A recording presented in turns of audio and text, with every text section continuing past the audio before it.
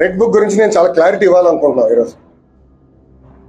నా ప్రతి స్పీచ్ చూడండి, ఎవరైతే చట్టాలు ఉల్లంఘించి కార్యకర్తల్ని ప్రజల్ని ఇబ్బంది పెట్టారో వాళ్ళని నేను వదిలిపెట్టాను అని స్పష్టంగా హామీ ఇచ్చాను. మళ్ళీ రిపీట్ చేస్తున్నా, చట్టాలు ఉల్లంఘించిన ఓకే. జోగి రమేష్ గారు అబ్బాయి ఏం చేశాడో ప్రజలు తెలుసుకోవాలి. అగ్రిగోల్డ్ భూమి పత్రాలు తీసుకుని ఫేక్ పత్రాలు సృష్టించి అతని పేరుపై ట్రాన్స్ఫర్ చేసుకుని అమ్మేశాడు.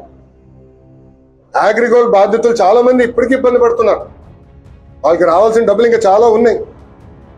అగ్రిగోల్డ్ భూముల పైన ఫేక్ పత్రాలు సృష్టించి అమ్మేశాడు, డబ్బులు సంపాదించాడు.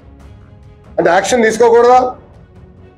తెలుగుదేశం, జనసేన, భారతీయ జనతా పార్టీ ప్రభుత్వం రేపు లిక్కర్లో కూడా యాక్షన్ తీసుకుంటాం, ఇసుక దండాల్లో కూడా యాక్షన్ తీసుకుంటాం.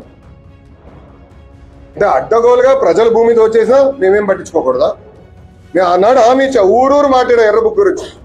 ప్రజలకి నేను హామీ ఇచ్చా, ఎవరైతే చట్టాన్ని ఉల్లంఘించారో వాళ్ళని నేను వదిలిపెట్టే ప్రసక్తే ఉండదు అని నేను ఊరూరు మాట్లాడాను స్వామి.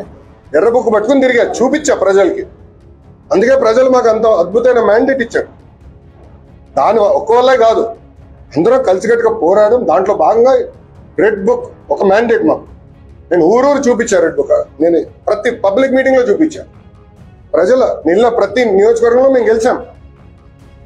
సో ప్రజలు మాకు అంత క్లియర్ మ్యాండేట్ ఇచ్చారు. సో ప్రజలు కూడా చాలా క్లియర్గా ఉన్నారు. ఎవరైతే తప్పు చేశారో వాళ్ళు వదిలిపెట్టొద్దని క్లియర్గా చెప్తున్నారు. అది అమలు చేస్తాం.